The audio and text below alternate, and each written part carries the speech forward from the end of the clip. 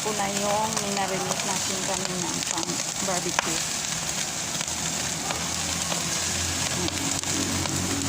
Lumakas din ang hangin kaya ayan, dinakip yung mantika at saka ano.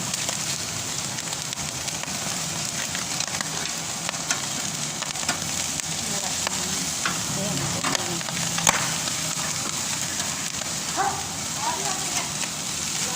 ayan, sunog agad. Pero luto na to guys. Niluto ko na sa pan. Kailangan lang natin yung ano, black. Yung char lang ang kailangan natin dito. Kasi may gustong kumain ng itsurang sunog. Yan. Yan lang ang hinahabol natin dito. Yung color black. Pero luto na talaga yan. Kasi mahirap mag-serve ng karne na hilaw. Lalo na yung chicken. Kasi may ano, salmonella virus.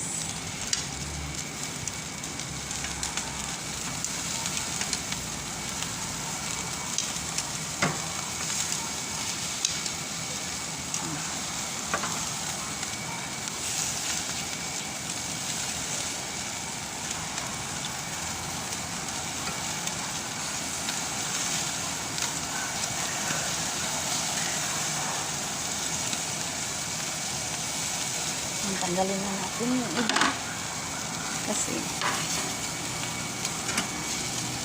pangit naman kainin pag sobrang sunog.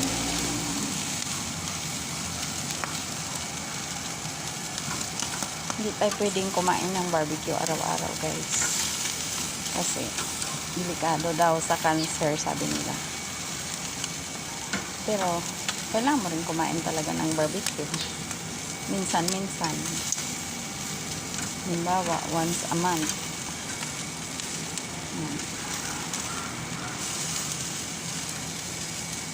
Kung gusto mo naman, tanggalin mo yung itim-itim, punasan mo ng tissue bago mo siya kainin. Kaya, tanggalin mo talaga. Nakatikim ka pa rin ng barbecue.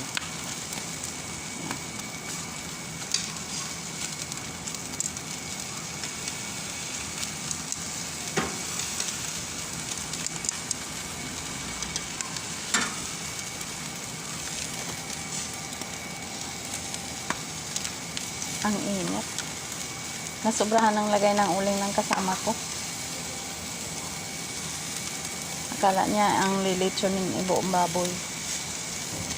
3 packs ba naman ng uling ang ginamit. Init lang naman.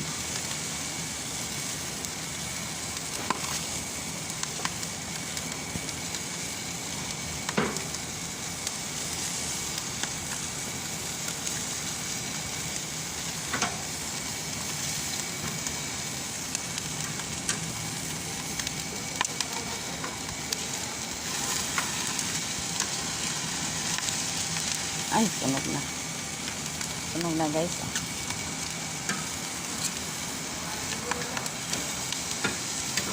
Mahirap magluto sa ganito guys. Ganyan no, grill. Kasi hindi basta-basta mabawasan ng apoy yan.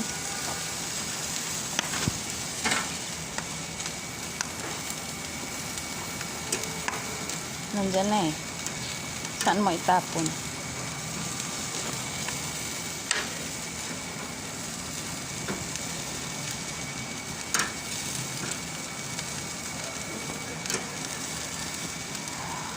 Pero mabuti na nga lang dito nakakaluto. Sa ibang lugar bawal. At least dito hindi talaga siya condominium na bawal. Ano lang to, townhouse. So pwede pa rin magluto.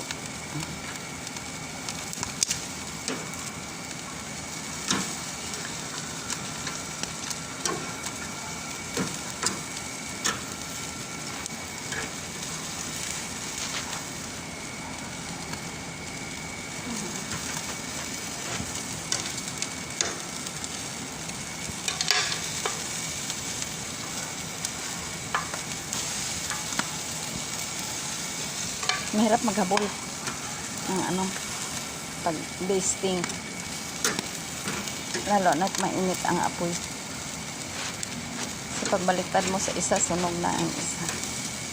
Dapat talaga mahina lang apoy. Kaso tong naggawa ng apoy excited. Sa Hirada ba? Parang gusto niya maubos ang lahat ng uling sa palengke. Ayan. 3 packs ang binili. Kasya na nga. Dapat lang isa't kalahati. Pero okay na lang guys. At least tapos na yung luto natin.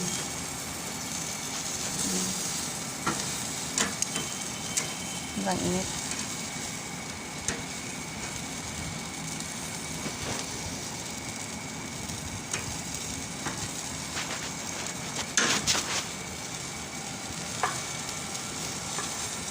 Sobrang init.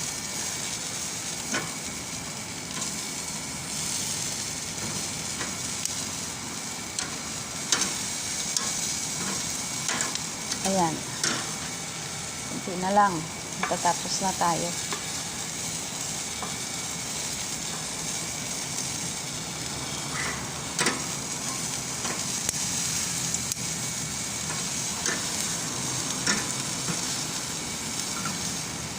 Bango. Ang bango-bango. Tapos yung sauce guys, dyan ko na lang din lutuin.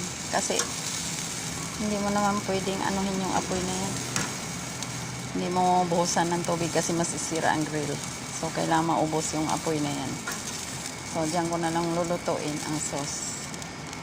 So yung basting sauce natin na marinade niya, ito yung pinaka-marinade. Yan na lang din ang sauce niya. So